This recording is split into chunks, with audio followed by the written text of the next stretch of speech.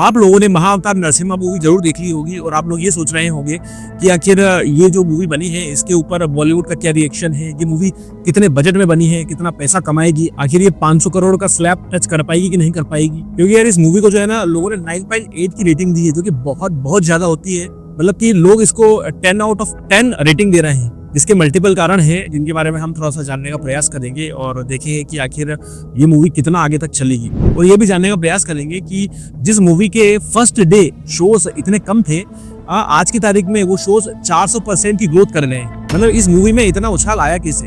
Actually इस movie के बारे में मैं 9 जनवरी 2025 को एक वीडियो ऑलरेडी बना चुका हूँ, जो आप यहाँ पर देख सकते हैं, जिसमें मैंने ऑलरेडी प्रिडिक्ट किया था कि ये मूवी सुपर डुपर हिट होगी और क्यों होगी उसके भी मैंने कारण बताए थे। और उस वीडियोस में 5 फैक्ट्स भी मैंने बताए थे अश्विन कुमार जो इसके डायरेक्टर है उनके बारे में और इस मूवी के बारे में। आप प्लीज वो जाकर के पहले चेक कीजिएगा। उसके बाद हम ये जानने की कोशिश करते हैं इस वीडियो में कि आखिर इस मूवी का कितना फ्यूचर है और इंडियन सिनेमा में एनिमेशन का क्या फ्यूचर है। बिकॉज जो अश्विन प्रभु हैं इस मूवी के जो डायरेक्टर है, उनसे जब पूछा गया कि क्या आपको बॉलीवुड की तरफ से कोई कांग्रेचुलेशन, कोई बधाई, कोई किसी ने फोन किया है, कुछ कमेंट आया है, तो उन्होंने उस इंटरव्यू में बताया कि सच से ऐसा कुछ हुआ नहीं।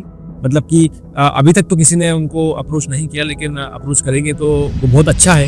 देखिए हुंबाली ग्रुप से उनके जितना भी हमारा एक्टर बेस है उन्होंने तो मेरे को काफी सराहा है। नहीं, परंतु मेरे को वहाँ से जहाँ बी टाउन से आप बोल रहे हैं वहाँ से अभी तक तो ऐसा कॉल नहीं आया। आए तो मैं प्रार्थना मतलब I will be very happy.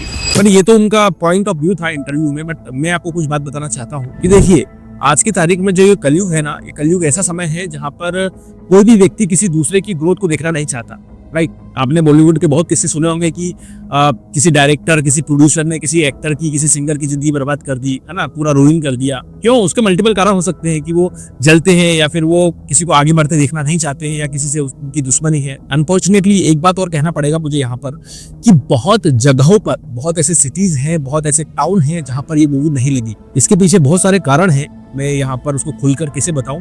लेकिन बहुत सारे जो बड़े बड़े प्रोड्यूसर, डायरेक्टर्स हैं, उनके हाथ में भी होता है ये सब चीजें, डिस्ट्रीब्यूट करना, कहाँ पर कौन सी मूवी लग रही है। बहुत सारे लोग हैं ऐसे जो अगर प्रेशर बनाए तो वहाँ पर मूवी नहीं लगे। तो बहुत जगह ऐसी चीजों का भी सामना करना पड़ा कि ये मूवी नहीं लगी। आप सोचिए ना, जिस मूवी की इतनी डिमांड है वो सैयारे जैसी मूवी के लिए पिट रही है।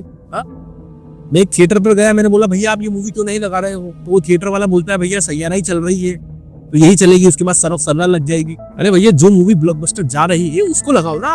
Why this happened. बट नहीं, यहाँ पर कुछ लोगों के प्रेशर है ना, और कुछ लोग टांग अड़ाते हैं बीच में, है ना, कोई काम सक्सेसफुल ना हो जाए क्योंकि फिर उनकी दुकानें बंद हो जाएगी ना। That's why. तो एक हार्श ट्रुथ भी है जो मैंने आपके सामने रखा। सो नो डाउट कठिनाइयां आई नहीं, कठिनाइयां बहुत है। जैसा अश्विन प्रभु बोलते हैं ना कि कठिनाइयां तो इतनी आई कि मैं गिनाने जाऊं तो आप थक जाएंगे। बट स्टिल एक डिवोटी कभी भी भगवान के ऊपर से अपना भरोसा डगमगाता नहीं है और ऐसे ही भक्त को सक्सेस मिलती है, जो कि हम आज देख रहे हैं। बट यहाँ पर मैं आपसे एक बात कहना चाहूंगा कि बहुत सारे जाने माने नामों में जो बॉलीवुड में डायरेक्टर हैं, प्रोड्यूसर्स हैं और एक्टर्स हैं, वो ये देखकर ज्यादा खुश नहीं हुए होंगे कि हमारे जो सिनेमाज है, हमारे जो बॉलीवुड का सिनेमाज है, उस पर जो है एक एनिमेशन ने, और वो भी एक रिलीजियस एनिमेशन ने अपना दबदबा कायम किया।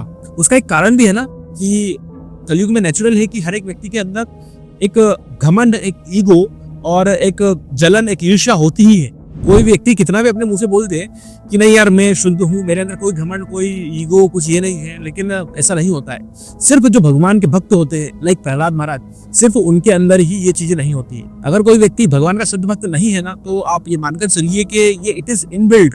मतलब ये एक सॉफ्टवेयर है, आप उसको ऐसा बोल करके हटा नहीं सकते कि मेरे अंदर नहीं है। ये इनबिल्ट है, ये सॉफ्टवेयर है, आपके अंदर है मद मत्सर्य काम क्रोध लोभ मोह। बट द पॉइंट इज कि अगर कोई प्रहलाद महाराज जैसा शुद्ध भक्त है, इसका फेथ भगवान के ऊपर अडिग है, तो वही व्यक्ति इन सब चीजों से बच सकता है। इसलिए इस मूवी के बारे में देखिए आप कि किसी भी बॉलीवुड या हॉलीवुड प्रोड्यूसर्स या जो बड़े बड़े नाम हैं, उनका किसी का कोई रिएक्शन नहीं है। द थिंग इज कि उन्हें इन सब चीजों से कोई मतलब ही नहीं है। बट हाँ, एक पॉइंट और क्लियर करना चाहूंगा कि मैं यहाँ पर सबकी बात नहीं कर रहा हूँ। डेफिनेटली कुछ अच्छे लोग होंगे, है ना, साउथ इंडिया में कुछ अच्छे प्रोड्यूसर, डायरेक्टर होंगे हैं जो इस चीज को अप्रिशिएट करते हैं। But most of the so called Bollywood big personalities they don't like this.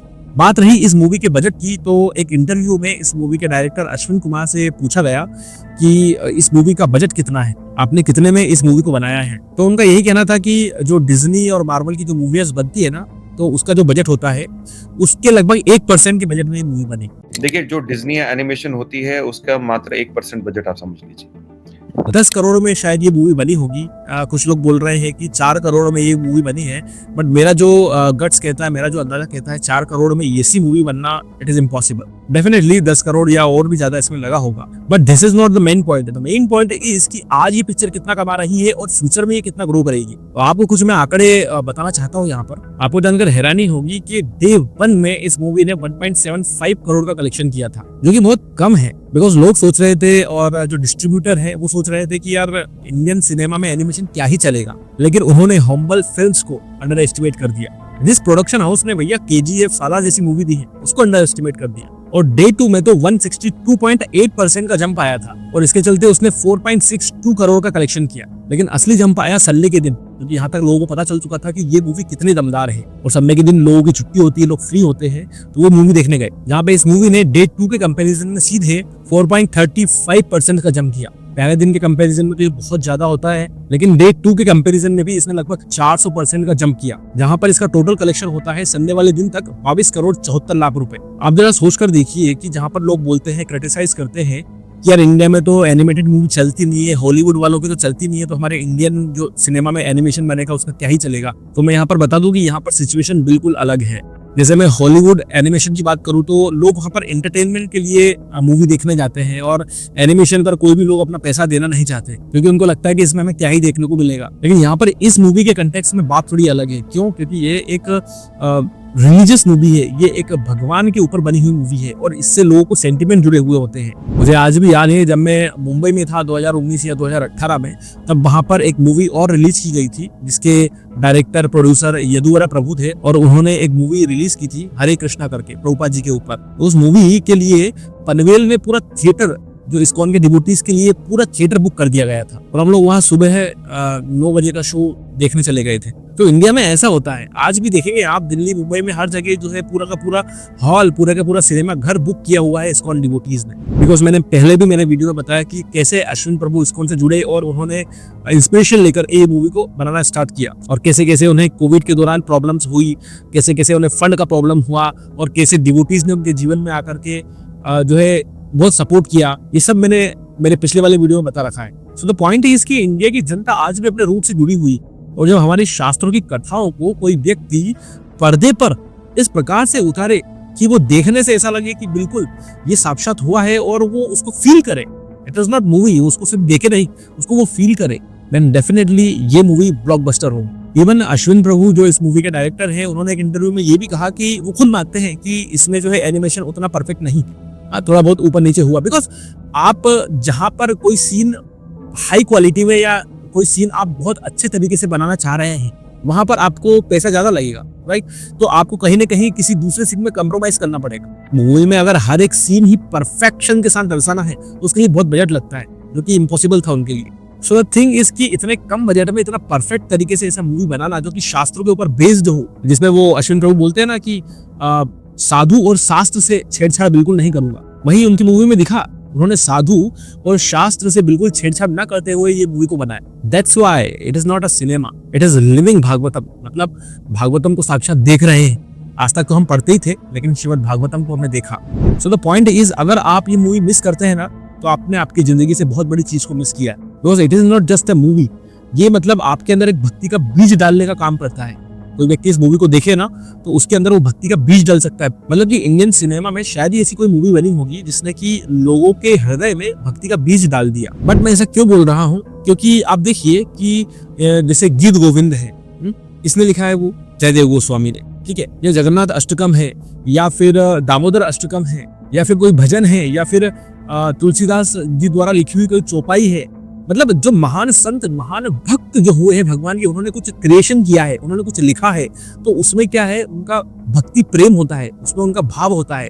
वो जब आप पढ़ते हैं, सुनते हैं, तो आपके अंदर भी वो भक्ति का प्रवाह होने लगता है। अंडरस्टैंड?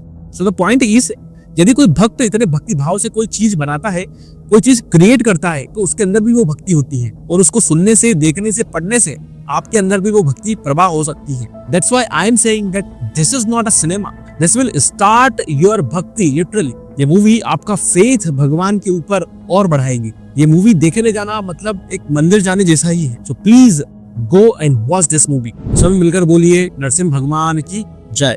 आप लोग क्या सोचते हैं मेरे इस वीडियो के बारे में और इस मूवी के बारे में, मुझे कमेंट बॉक्स में कमेंट करके जरूर बताएं। और हाँ, इस मूवी के ऊपर जो 5 फैक्ट्स मैंने बनाए हैं वो मेरा पिछला वीडियो आप जाकर के जरूर देखें। और हाँ, मैं आपसे वहीं मिलूंगा, तब तक के लिए धन्यवाद।